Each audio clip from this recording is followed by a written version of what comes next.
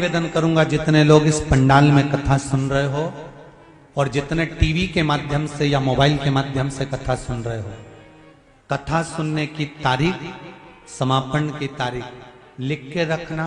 और जो इस 7 दिन में इस पंडाल में बैठकर 24 अवतार मंदिर की इस पावन धरा पर आप जो दिल से कहकर जाओगे, 3 महीने में बाबा आपकी मनोकामना पूर्ण जरूर करेंगे।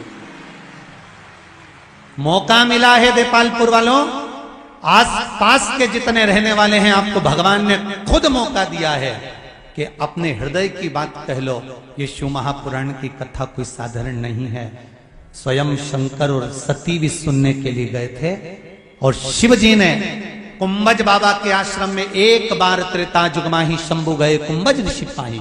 कुंभज बाबा के आश्रम में जाकर अपने हृदय की बात मांग ली थी कि मुझे राम का दर्शन हो, तो राम का दर्शन हुआ था। सती मैया ने सोच लिया था कि ये शरीर अग्नि में भस्म हो जाए, तो सती को भस्म होना पड़ा था। शिव महापुराण के अंतर्गत जो हम मांगते हैं, जो हम भगवान से कहते हैं, बाबा उसको स्वीकार करता है, मिलता जाता है। सहज नहीं है शिवपुराण।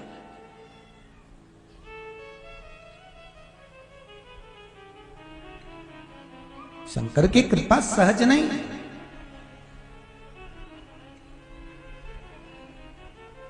महाराज, सब कुछ पड़ा रह जाना है, अगर साथ जाना है तो केवल तुमने जो शिव महापुराण की कथा का रस तत्व ग्रहण करा है, दान करा है, पुण्य करा है, ये हमारे साथ जाना है। बाकी का सब छूट। तुम्हारे जीवन में अगर थोड़ा सा दुख आएगा ना, थोड़ी सी तकलीफ आएगी ना, थोड़ा सा कष्ट आएगा ना, थोड़ी सी बीमारी आएगी ना, थोड़ा सा रोग आएगा ना, थोड़ी सी तकलीफ तुम्हारी जिंदगी में आकर आकर खड़ी होगी, सबसे पहले साथ तुम्हारे रिश्तेदार छोड़ेंगे, सबसे पहले साथ तुम्हारे अपने छोड़ेंगे, सबसे पहले साथ तुम्हारे अपने छोड़कर जाएंगे, और आखिरी में जब कोई साथ नहीं आएगा, तब वो देवाधिदेव महादेव तुम्हारे सामने खड़ा मिलेगा, तब वो शिव सामने खड़ा मिलेगा। मेरा शंकर, जब डॉक्टर भी हार जाते हैं, हाथ छोड़ देते हैं, तब डॉक्टर भी कहते हैं अब उसके हाथ में है। मतलब डॉक्टर को भी मालूम है कि एक डॉक्टर और ऊपर बैठा हुआ है जिसने गणेश जी का माथा जोड़ दिया, प्लास्टिक सर्जरी करने में नंबर बने। ससुर को बकरे का मुंह लगा देता है, बेटे को हाथी का मुंह लगा देता है, और मनुष्य के धड़ पर हाथी का मुख और बकरे का मुख लगाकर जोड़कर भी उनको जिंदा कर सकता है, तो वो देवाधिदेव महादेव, वो महामृत्युंजय ही हो सकता है, कोई दूसरा नहीं हो सकता। अकाल मृत्यु वो मरे जो काम करे चंडाल का, और काल उसका क्या बिगाड़े जो भक्त हो महाकाल का। जो शिव का उपासक हो उसका क्या बिगड़ना।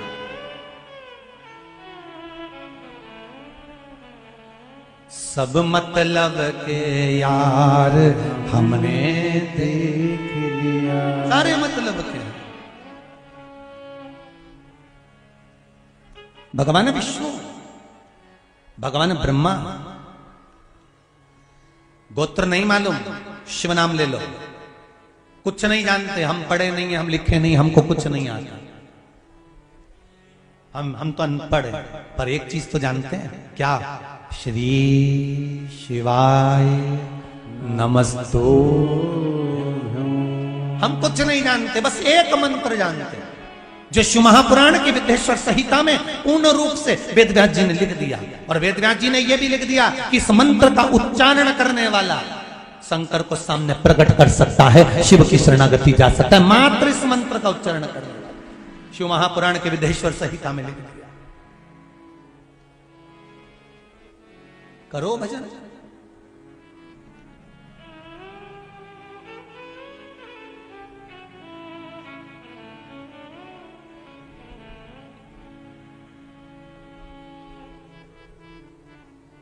जब बीमारी बढ़ जाए, मान लो कोई बीमारी हो गई, पीछा नहीं छोड़ रही है, कोई बीमारी अगर हो जाए, और ये पत्र में लिखा है किसी बहन ने, शायद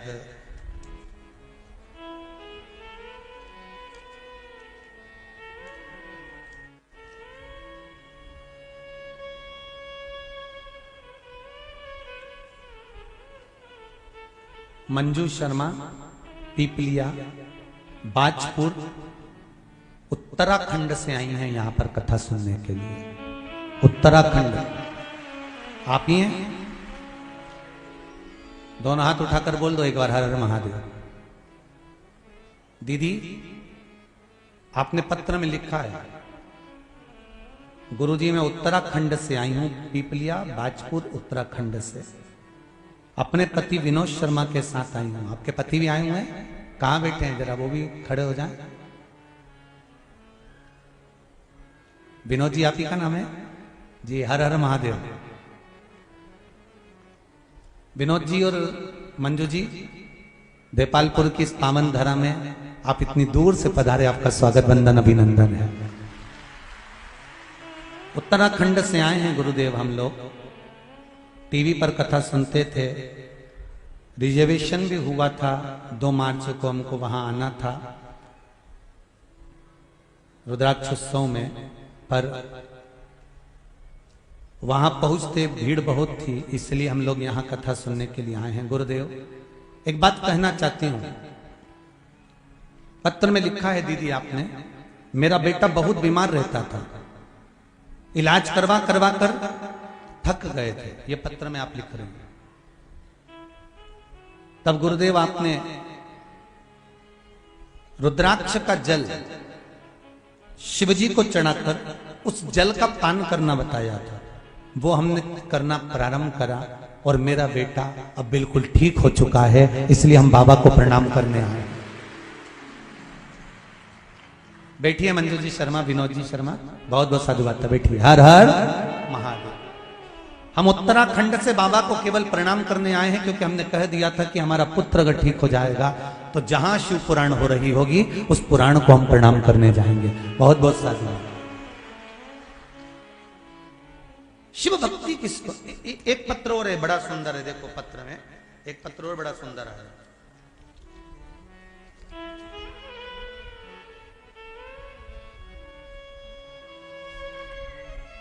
श्रीमती नीलिमा मुकेश जी खंडेलवाल, कहीं बैठी हो तो हाथ उठाइएगा। श्रीमती नीलिमा मुकेश जी खंडेलवाल, इंदौर। इन्होंने पत्र में लिखा है, गुरुदेव इंदौर में कथा हुई थी, मेंदोला जी कराए थे, तब हम कथा में पहुंचे थे, पर भीड़ ज्यादा होने के कारणवश हम परदेसीपुरा के रहने वाले हैं, पर ज्यादा होने के कारणवश वहां प्रवेश नहीं कर पाए थे।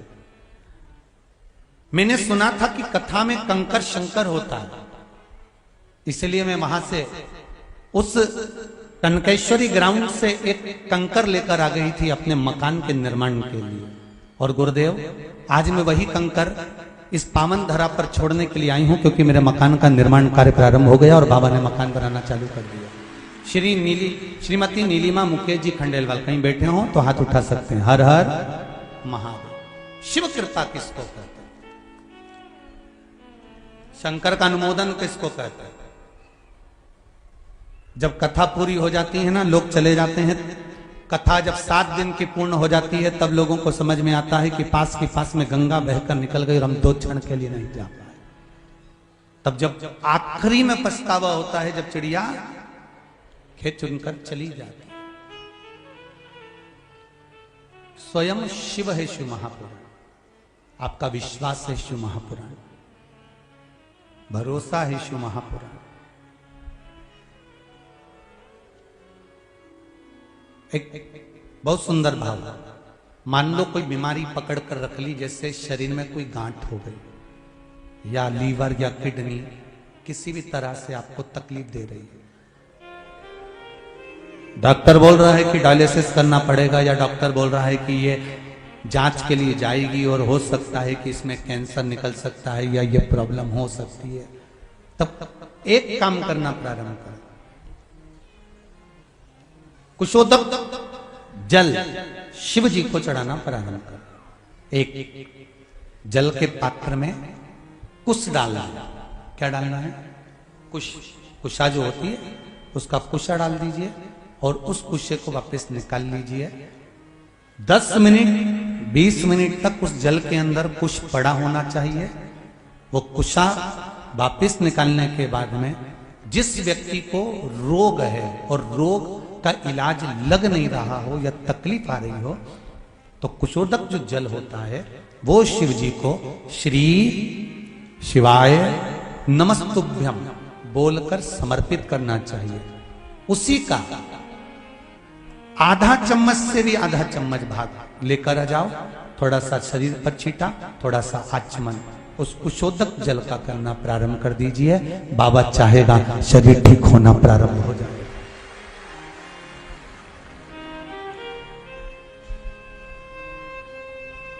शिव को समर्पित करा गया।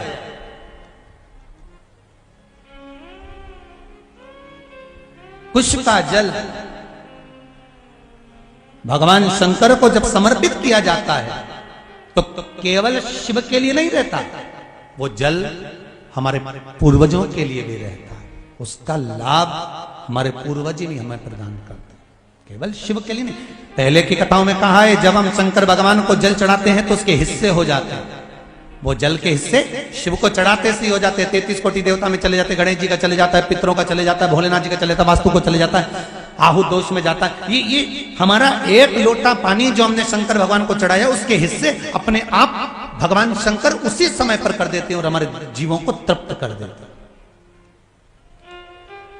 भगवान ब्रह्मा ने भगवान विष्णु से कहा तुम्हारे पिता कौन है? भगवान विष्णु कहते हैं मेरे पिता देवादिदेव महादेव है। तब भगवान ब्रह्मा को विश्वास नहीं हुआ तो उन्होंने कहा मैं तुम्हारे पिताजी का दर्शन करना चाहता हूं, और एक पर्वत को घुमाना प्रारंभ करा। ऐसा पर्वत घुमाया, ऐसा घुमाया कि उसमें से अग्नि का एक खंभ प्रकट हो गया और ऐसा लिंगायत आकृति प्रकट हो गई, और उस लिंगायत आकृति में से आवाज आई कि हे नारायण, हे ब्रह्मा, मैं ही आप सबकी उत्पत्ति का कारण, मैंने ही भगवान विष्णु को प्रकट करा है और भगवान विष्णु ने ब्रह्मा तुमको प्रकट करा।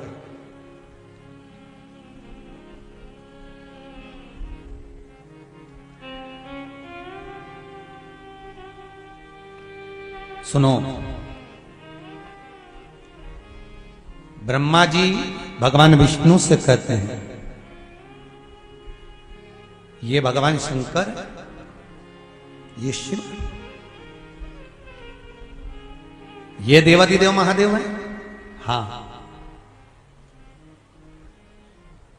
इनके चरण कहां हैं? इनका शीश कहां है?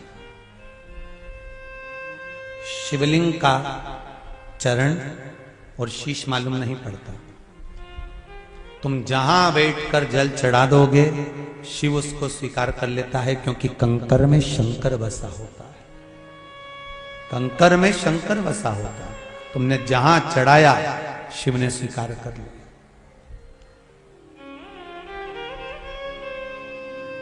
एक प्रैक्टिकल करके देखना, पूरे पंडाल में कहीं पर भी बैठकर 108 बार श्री शिवाय नमस्तुभ्यम का जाप कर कर देखना, मन की अभिलाषा से।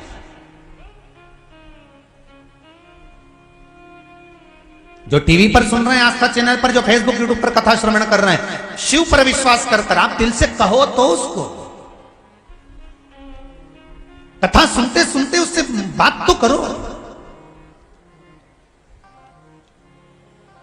हमारे यहां की माताएं एक भजन गाया करती थी, बड़ा पुराना भजन है,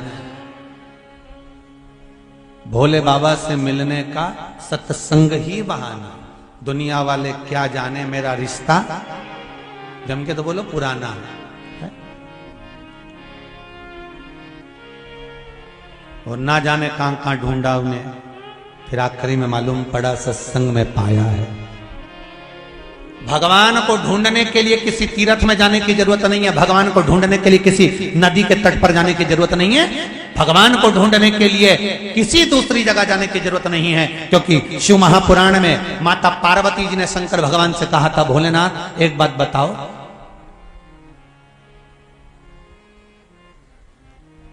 दुनिया के लोग आपको ढूंढते हैं, आप कहां छुपे होते हो?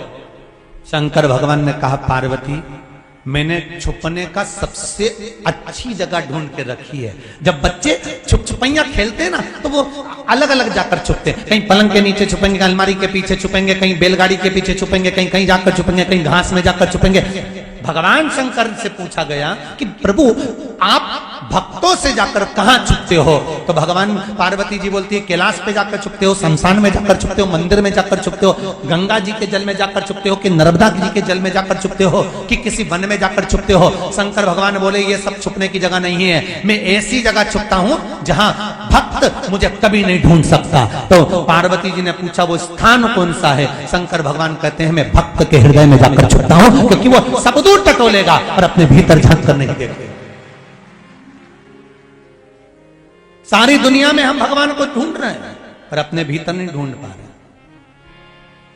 सारा जमाना हमको गलत नजर आता है, अपने आप को छोड़कर बस अकेले तुम ही अच्छे पैदा हुए हो, बाकी के सब गलत पैदा हुए। और हमेशा एक ही बात लोग कहते जमाना खराब है। अरे भाई नीले कलर का चश्मा लगाओगे तो सब जम के तो बोलो नीले नजर आएंगे, पीले कलर का लगाओगे तो सब पीले नजर आएंगे, लाल कलर का चश्मा लगाओगे सब लाल नजर आएंगे, काले कलर का चश्मा लगाओगे सब काले नजर आएंगे। जैसी तुम्हारी दृष्टि होगी सृष्टि वैसी नजर आएगी। जिससे मिलो एक ही बात कहता जमाना बड़ा खराब है, मतलब तूने चश्मा खराब लगा कर रखा है इसलिए सब खराब नजर आ रहे हैं। जिस दिन तू अच्छा लगा लेगा संपूर्ण सृष्टि नजर आएगी अच्छी। अच्छा तो लगाओ आंखों में, अच्छा ही देखना चालू करो।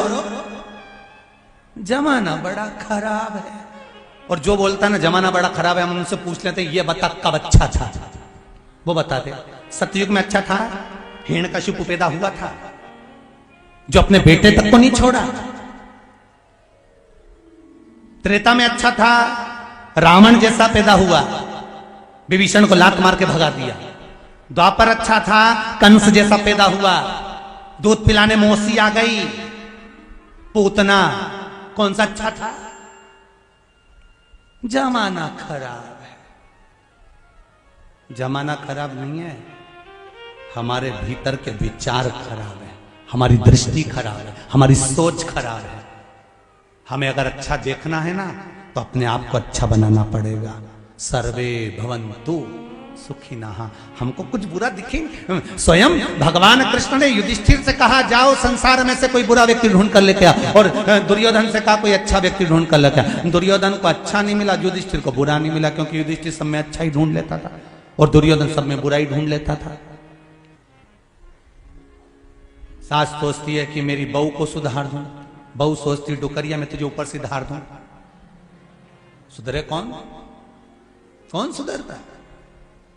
इसलिए फिर निवेदन है कि हमें देख लिया संसार, हमने देख लिया सब मतलब के यार, हमने देख लिया।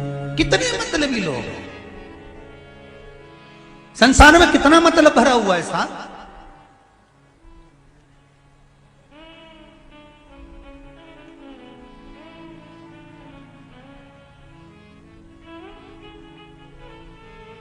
अरे गुरुदेव इतने बढ़िया, हम दोनों पति पत्नी में, पत्नी मेरी इतनी बढ़िया, पत्नी के पति बढ़िया, दोनों बढ़िया हो, क्योंकि अच्छा ही देख रहे हो। बहन कहती मेरा भाई अच्छा है, भाई कहता मेरा बहन अच्छी, मतलब अच्छा ही देख रहे हो। सुबह से उठे, पड़ोसन ने झाड़ू लगा के कचरा तुम्हारे दरवाजे पे पटक दिया, सुबह से भगोने जैसा तुम्हारा मुंडा हो गया। क्या करना? उसने कचरा पटका है ना तुम्हारे दरवाजे पर, सवेरे सवेरे कचरा दरवाजे पे ही पटका है ना, समझ लो उसने अपने दरवाजे की लक्ष्मी बटोर के तेरे दरवाजे पे लाके डाल दी। इससे बढ़कर प्रसन्नता और क्या होना चाहिए? तो उस कचरे में भी अच्छा ही देखना। व्यापार अच्छा चल रहा था, बंद हो गया, टेंशन में आ गए। परसों के दिन हमारे मामा जी आए थे,